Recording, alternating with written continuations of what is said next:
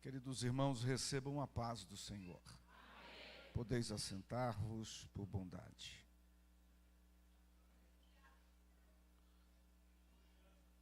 Segunda carta de Paulo aos Coríntios, capítulo de número 3,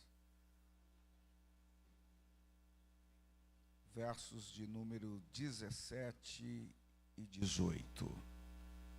Segunda carta de Paulo aos Coríntios, capítulo de número 3, versos de números 17 e 18. Mais uma vez, a nossa gratidão pela oportunidade, ao nobre pastor Dário, à digna esposa irmã Lloyd, nossa alegria de estarmos aqui. Quantos acharam, digam amém. Ora, o Senhor é o Espírito, e onde está o Espírito do Senhor, aí a liberdade.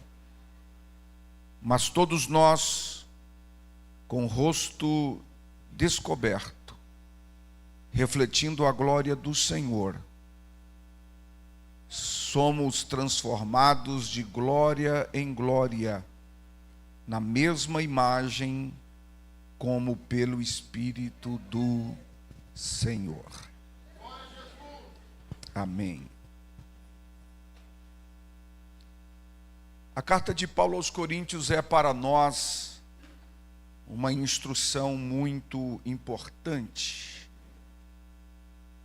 porque Paulo, semelhante a Martinho Lutero, vai tratar de uma das doutrinas centrais para o cristianismo, que, sobre a influência muito abrupta do protestantismo, carrega o tema da justificação pela fé. E é a partir desta perspectiva que Paulo nos subsidia a fé cristã, dizendo de que, uma vez que cremos no Senhor, temos sobre a nossa face a iluminação da instrução bíblica. Instrução esta que nos produz em nós um sentimento de reconhecimento de que fomos justificados por Cristo Jesus. Isto imputado em nós através da graça, que, trazendo a revelação do Senhor a nós, fomos agraciados e filiados em Cristo Jesus, através da adesão à fé na sua obra em cruz. E quando Paulo aborda acerca da justificação, ele dá a nós uma grande proposta de celebração. Paulo vai dizer de que o Evangelho chegou até a nós, e isto é a graça de Deus. Quem me escuta diz amém. Amém. Paulo vai ilustrar duas grandes dimensões, porque Paulo vai romper com um grupo de religiosos que, de certa forma, estão descrendo na autoridade apostolar de Paulo. Paulo não fora incluído juntamente com os 12 que, a partir da escolha com o Senhor, se relacionaram com ele em um espaço de tempo que é quase um consenso de 3 anos e meio. Paulo teve um apostolado abortivo, um apostolado posterior, mas Paulo recebe de Cristo a revelação do seu Evangelho através da graça, que, no entanto, Paulo é reconhecido como apóstolo dos gentios por intermédio da graça. Mas este mesmo apóstolo precisou trazer justificativa do seu ministério diante dos homens, dos religiosos do seu tempo. Justamente porque os religiosos do seu tempo estão indagando a Paulo acerca de uma vértebra que muito é atribuída para como aqueles que não conhecem o Evangelho de Jesus e o que este Evangelho produz em nós. Questionaram a Paulo acerca do seu sofrer, principalmente porque Paulo sofre açoites, perseguições, prisões. Paulo sofre com o sistema religioso, sofre com o Império Romano, mas ele, por ter sido alcançado pelo Evangelho de Cristo Jesus, Paulo permanece intacto quanto ser portador das boas novas. Alguém está questionando a autoridade de Paulo e também a veemência com que Paulo aplica a doutrina da justificação. Paulo então vai trazer um esclarecimento. Paulo vai dizer de que as obras, e ele está falando acerca da lei no Antigo Testamento, Paulo vai dizer que as instruções iniciais serviram para nos aproximar do Senhor como modelo prático. De certo, que todo aquele que obedecesse às leis do Senhor, os preceitos, os mandamentos, de certa forma era credenciado para prestar culto a Deus, era adequado para toda a liturgia do Antigo Testamento em torno da lei. Mas a lei, de certa forma, não alcançou a sua plenitude, porque a lei nada mais era de que um condutor, alguém que estava, através das suas instruções, conduzindo pessoas, conectando pessoas ao nosso Senhor. Qual é o problema disto? É que muitos se tornaram legalistas, muitos se tornaram praticantes, muitos se tornaram até questionadores de qualquer outra interpretação, porque subentendiam que a lei era suprema. Mas Paulo, que é um intérprete da lei e também conhecedor dos ensinamentos de Cristo Jesus, Paulo vai dizer de que a lei, de certa forma, era como um véu que Moisés carregou no seu rosto. E Paulo está fazendo uma comparação. Paulo está dizendo que a lei serviu sim de instrução, mas, de certa forma, aquele que não se apoderasse da essência suprema da lei, não conseguiria enxergar a missão de Cristo Jesus, rejeitaria a sua morte na cruz do Calvário, e automaticamente, rejeitando a morte de Cristo na cruz do Calvário, não aceitaria a adesão, a filiação cristã, através de Cristo Jesus, a família de Deus. Então Paulo vai dizer de que a lei serviu de uma condução, mas de certa forma cegou o entendimento de muitas pessoas. E Paulo coloca esta revelação transcendente numa perspectiva da liberdade do Espírito, porque Paulo vai dizer que para isso Cristo nos chamou, para sermos livres, e na liberdade de Cristo Jesus está a vida do Espírito de Deus. E Paulo vai dizer que o Senhor é o Espírito, o Senhor é quem nos vivifica, e onde está o Espírito do Senhor não há jugo. Aonde há o Espírito do Senhor, aí há liberdade. Aonde está o Espírito do Senhor, não há jugo, não há fardo. E Paulo vai dizer assim de que a razão dele administrar, de transmitir o ensinamento com tamanha autoridade, é porque o véu foi tirado da sua face.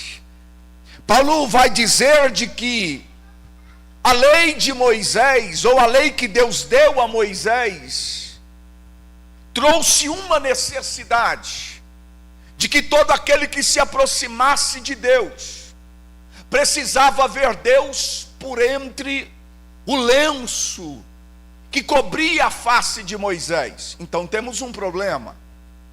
Se Deus, para ser revelado, existe um bloqueio entre a sua revelação e o homem, esse homem vai servir o Senhor com muito temor, vai servir o Senhor de certa forma até com medo.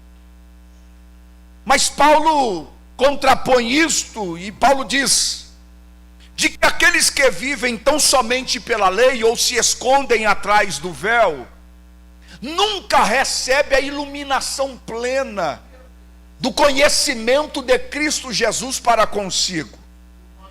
Paulo diz que Jesus veio para tirar o véu. Cristo veio para trazer luz nas trevas. Paulo diz que a vida de Cristo Jesus exala um bom perfume. E esse bom perfume precisa não ficar em frascos.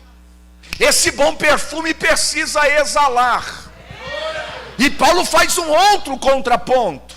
Quem recebe a lei do Senhor, de certa forma, e me entenda a lei como os procedimentos legalistas e judaizantes, exala um odor de morte, porque não vive a plenitude, não vive a grandeza da graça. Mas aquele que tem o seu rosto descoberto pela iluminação de Cristo Jesus em suas vidas, esse recebe iluminação na sua face. E porque a glória de Deus está na sua face, ele estampa, ele não quer mais ter o véu, mas ele tem um mecanismo para não se vangloriar.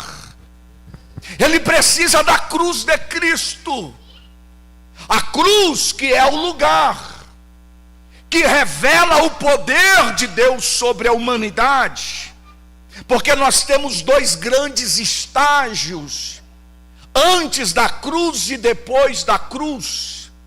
Antes da cruz temos morte, mas depois da cruz nós autenticamos a nossa fé, porque cremos na ressurreição e na vida.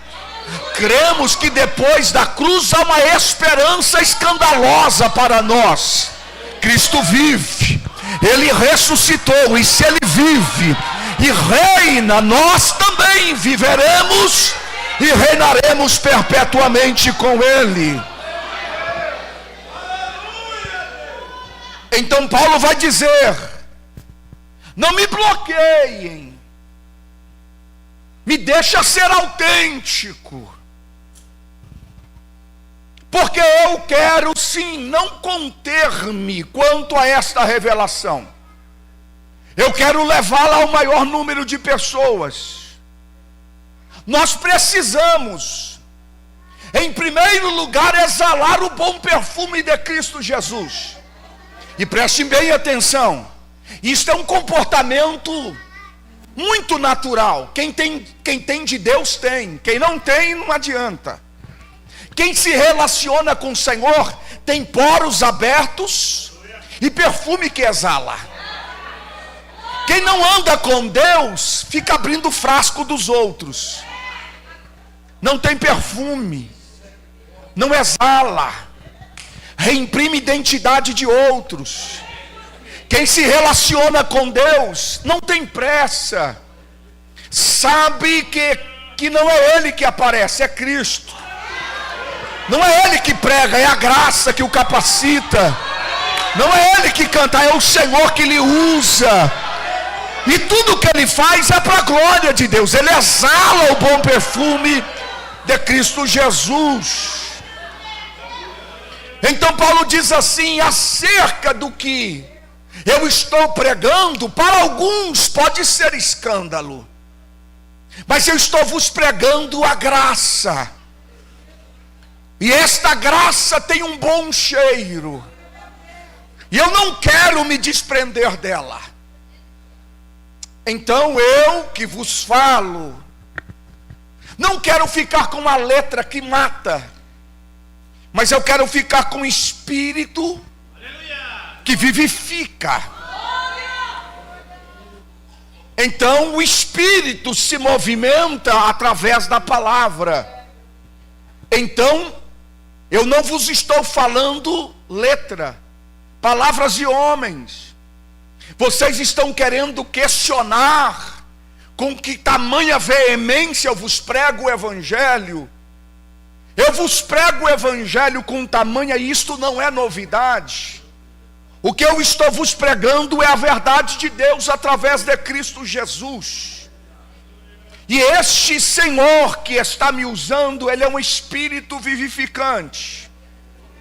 Então cada vez que eu ministro e me torno um arauto do Senhor, eu estou expressando, exalando este conhecimento que é dado a todos os homens. E Cristo, segundo a interpretação de Paulo, é aquele que arranca o véu. Então Paulo está convidando aquele coletivo de homens a abrirem o seu entendimento, a permitirem que a verdade do Evangelho lhes seja revelada. Mas Paulo diz: vocês precisam, ao receber esta verdade, também permitir que o Espírito Santo de Deus governe sobre as vossas vidas. Então, a partir daí, Paulo diz: eu me torno dispenseiro, e a partir de hoje eu quero andar de rosto descoberto.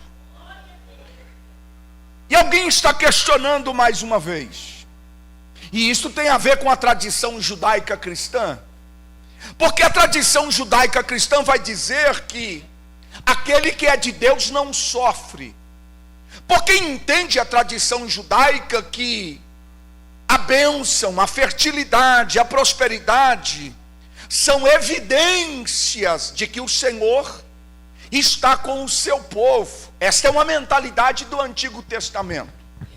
A partir de Cristo Jesus e da cruz, esta caracterização de identidade se perde, porque Cristo apresenta a cruz como lugar de transformação.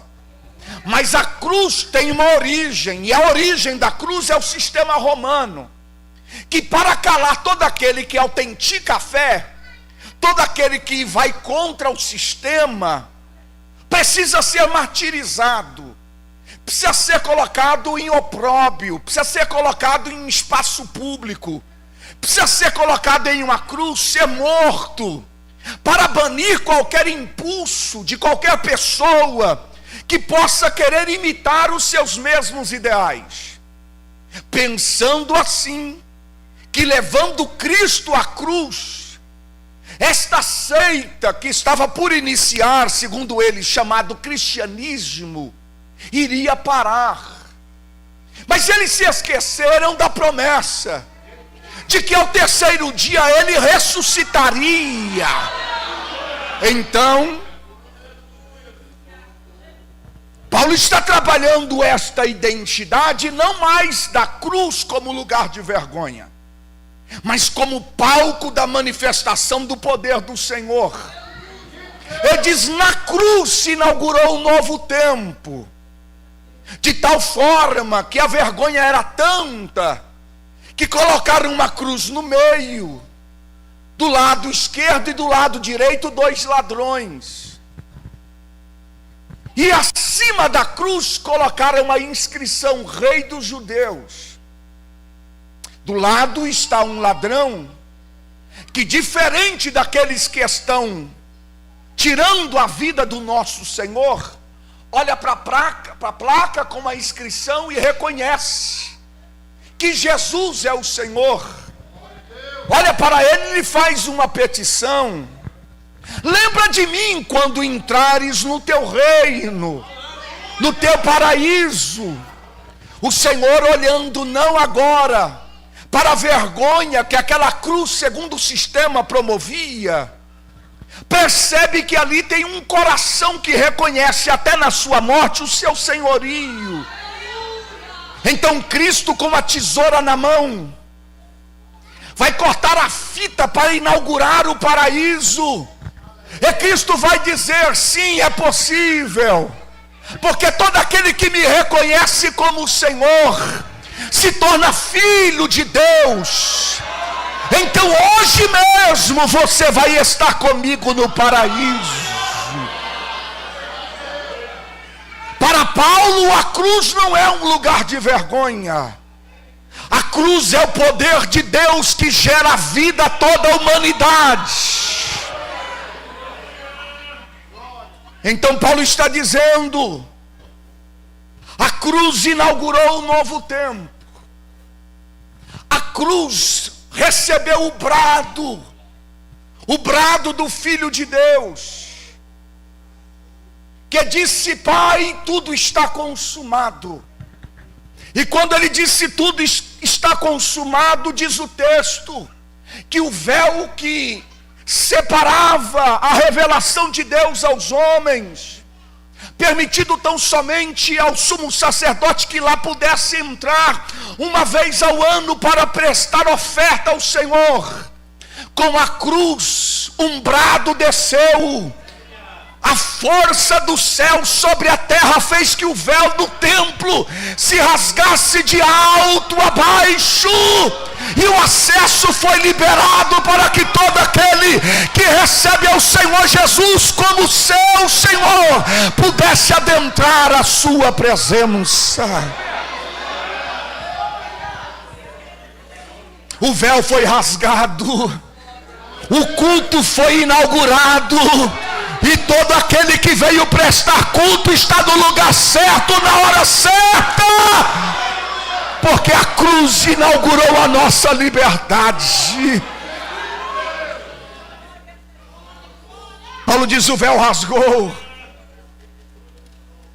o véu foi tirado, e nós que estamos caminhando em adesão a esta fé, estamos refletindo a glória do Senhor.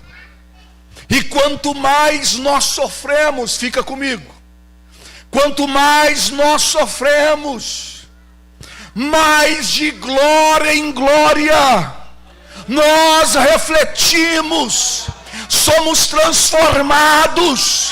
O sofrimento se torna inerente para Paulo.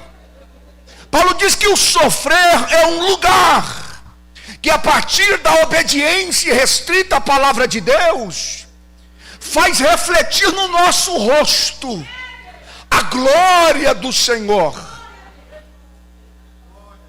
Então Paulo vai concluindo. Paulo está defendendo o seu ministério apostolar, e Paulo vai nos dar alguns sentidos quanto à defesa da nossa fé. E quando eu meditava nesses textos, eu me vi com o olhar envolto a Lucas, no capítulo de número 9, e o verso de número 23. Se você com a sua Bíblia aberta puder me acompanhar, por favor, assim o faça. Porque nós temos aqui, no mínimo, uma instrução imperativa de Jesus quanto à decisão.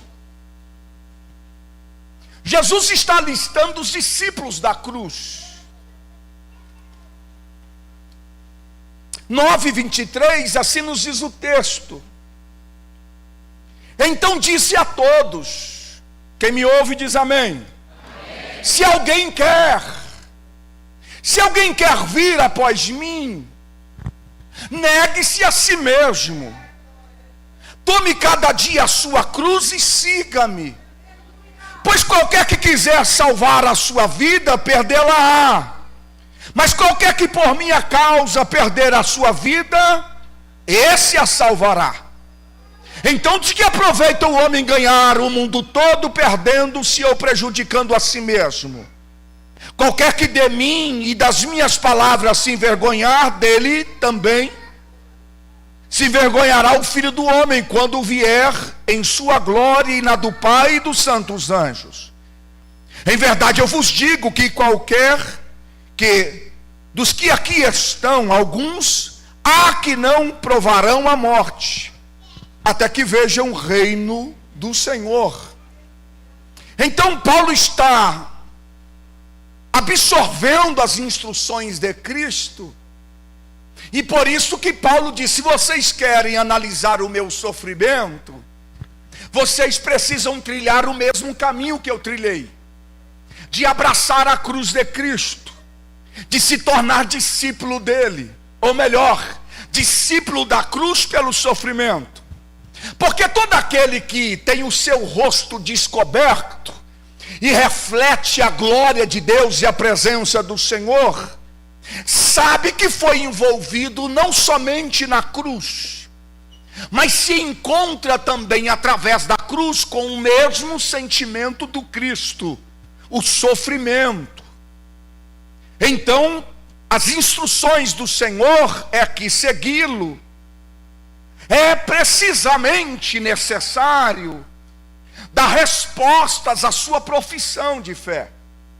E me permita aqui, irmãos, nunca pensei chegarmos a este tempo em que estaríamos sendo desafiados no nosso cristianismo a professarmos a nossa fé. Estamos sendo desafiados a professar a nossa esperança.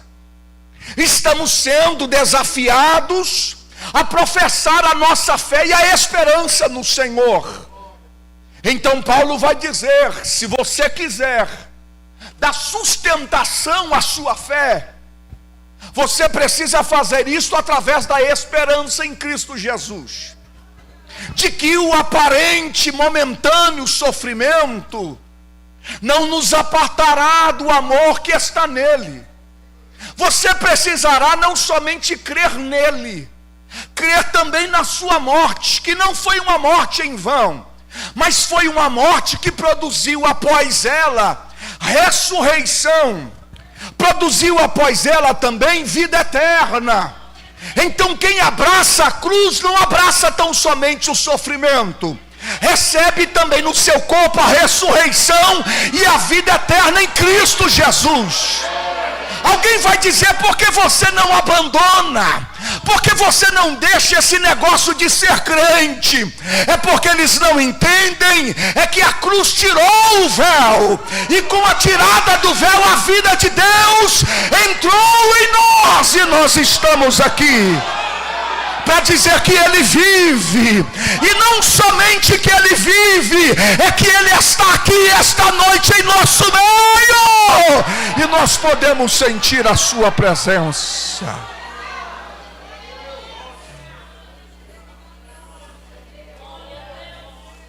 Então me dê alguns minutos, não muitos, como filhos de Deus e afiliados à família espiritual, precisamos compreender que precisamos mudar de mente, no mínimo subir os degraus do nosso desenvolvimento espiritual e compreendermos que todo aquele que se torna filho de Deus desenvolve em si uma mentalidade espiritual, e nesta mentalidade espiritual a mortificação, o sepultamento do velho homem é necessário. A mortificação significa: morri para o mundo e nasci para Deus. Esta mortificação faz nascer o homem espiritual. Paulo, escrevendo a Gálatas 2:20, ele vai dizer: eu vivo, não mais eu, mas Cristo vive em mim, e a vida que eu vivo na carne, eu vivo na fé daquele que me amou.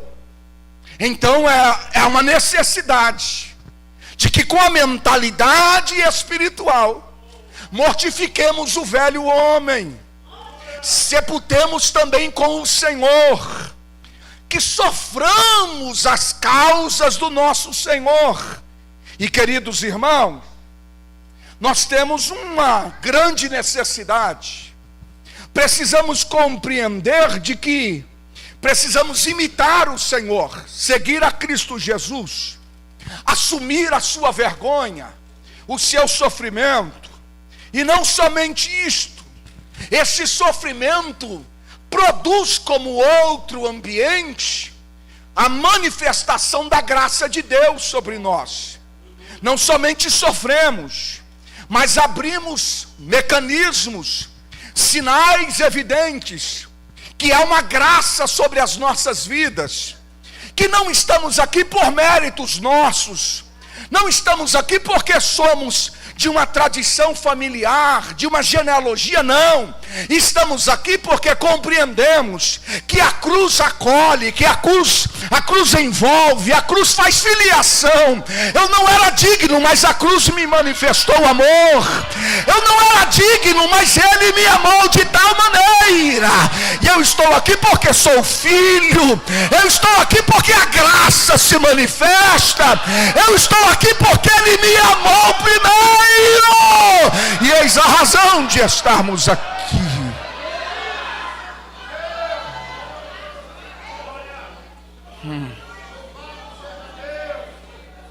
Não é mérito, não é meritocracia, é graça. Então, uma vez que recebemos esta revelação, a cruz é para nós um divisor. A cruz é o lugar que se coloca em prova todas as coisas.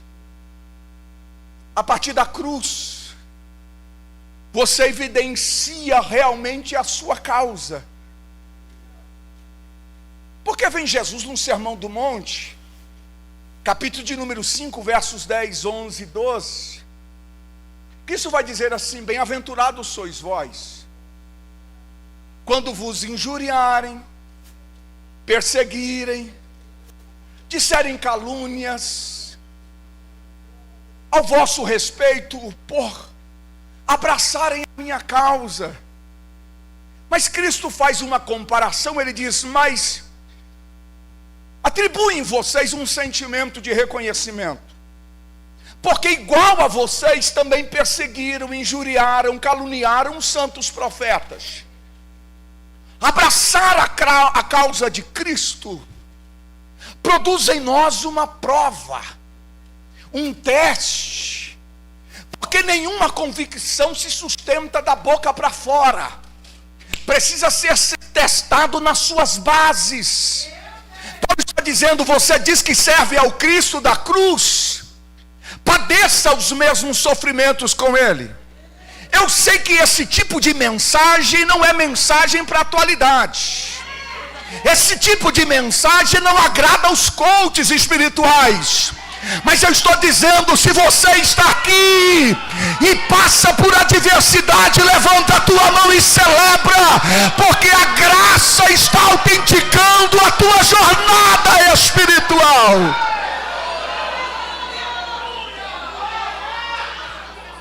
A cruz nos prova hoje, mas quanto mais somos provados, mais somos agraciados pelo poder de Deus sobre as nossas vidas.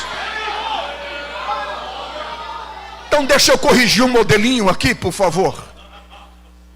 E faço isto numa tônica pastoral. A cruz só é útil para os cristãos, para os espirituais.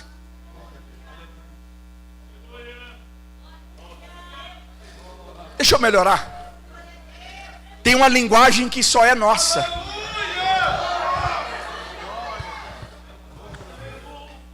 De certa forma, pastor Dário, eu fico inquieto com alguns programas. Gente que vai para a internet, gente que vai para a rádio, gente que vai para TikTok, YouTube da vida, e fica colocando linguagens espirituais. Tem uns até que são mais glamurosos, que ficam entrevistando demônios. Tem gente perdendo o propósito. Tem gente querendo falar de coisas espirituais para quem nunca pisou o solo espiritual. Não vai entender. A nossa linguagem é nossa. A cruz só serve para quem está do lado de dentro. A cruz só tem servircia para nós, só para nós. Nós que abraçamos e compreendemos a sua finalidade.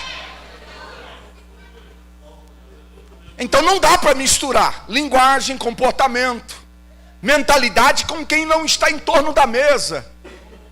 Não, essa comensalidade que nós iremos participar aqui não é para qualquer um. É só para quem está, quem aceitou, quem participa da família espiritual. Você que está aqui esta noite, compreenda que você foi dotado, olha, me escute, dotado de inteligência para perceber que este lugar ele é sagrado, que esta mesa é santa, que todo aquele que participa, come e bebe do sangue, recebe a vida de Deus. E se você está aqui esta noite, você vai entender o quanto é utilíssimo estarmos aqui. Seja só e grato esta noite por esta oportunidade de estarmos na casa do Senhor.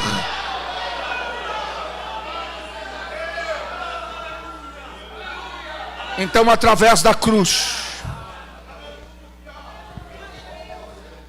nós compreendemos também que, semelhante ao nosso Senhor, nós somos estrangeiros e forasteiros. Capítulo de número 5 da segunda carta aos Coríntios.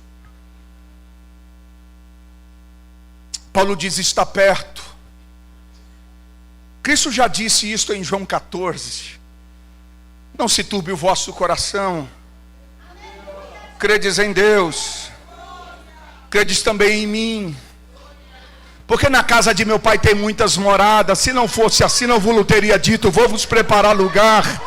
E se eu for e vos preparar lugar, eu voltarei outra vez para vos levar para estar comigo eternamente, para que onde eu estiver também estejais vós também. Não se turbe o vosso coração, crede. Tem morada, tem casa preparada nos céus para nós. Então a cruz, a luz do sofrimento, que é um mecanismo pedagógico de Deus, vai nos desprendendo da terra. Então Paulo diz: quanto o sofrimento. Vocês estão querendo compreender por que eu sofro? Nem eu sei. Nem eu sei porque ele me escolheu. Mas eu compreendi que ele colocou esse tesouro em vasos de barro. Verso de número 7 do capítulo 4. Esse tesouro que foi posto em vaso de barro carrega uma excelência de um poder. Então, quando eu estou sofrendo, é porque eu não quero me debater no mundo espiritual. Eu quero que ele apareça. Eu não quero que o vaso fique no seu formato.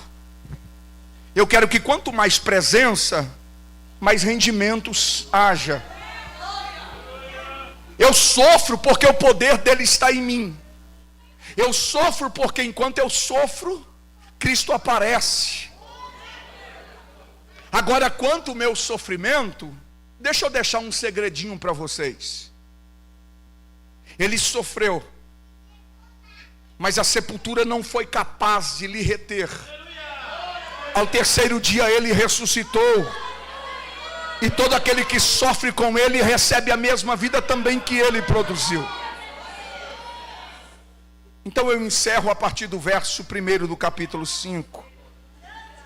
Eu fiz um breve percurso em torno da teologia da cruz, fazendo adesão à ceia do Senhor. Paulo vai deixar uma esperança para todo cristão em todos os tempos. E eu quero trazer a este santo altar esta noite. Sabemos que se a nossa casa terrestre deste tabernáculo se desfizer, Paulo está dizendo ainda que, abraçando a causa de Cristo, este corpo venha a sofrer.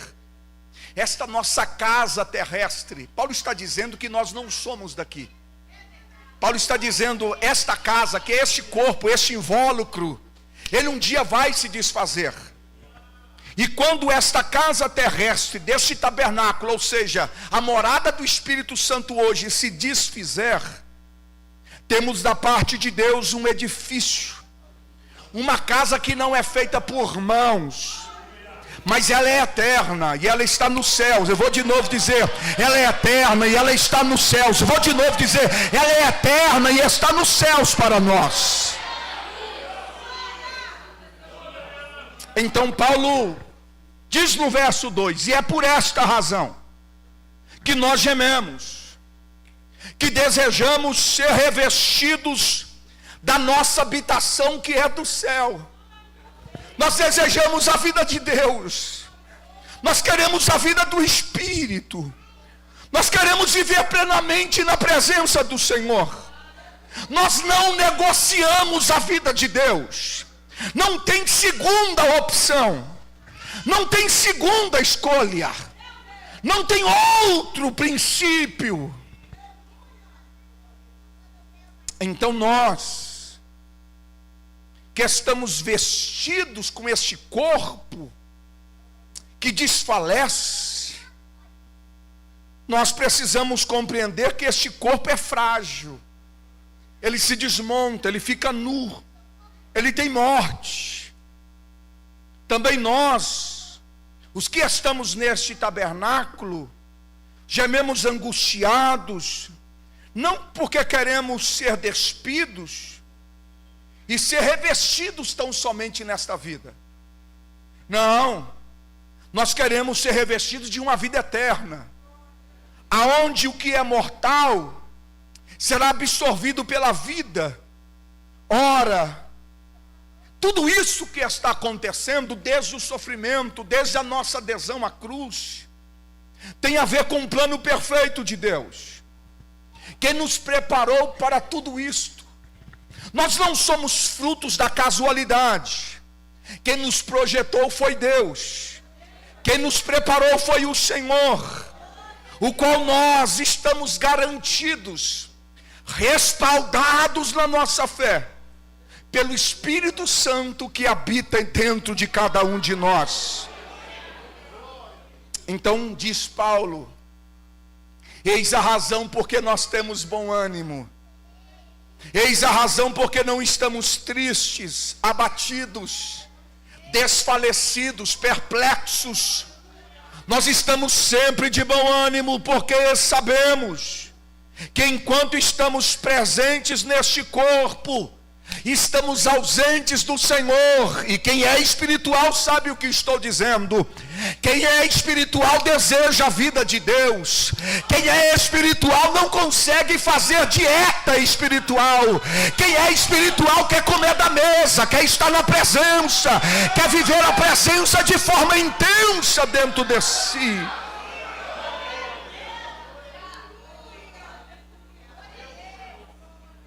Então Paulo diz, nós não andamos por fé, ou melhor, não andamos por vista, nós andamos por fé.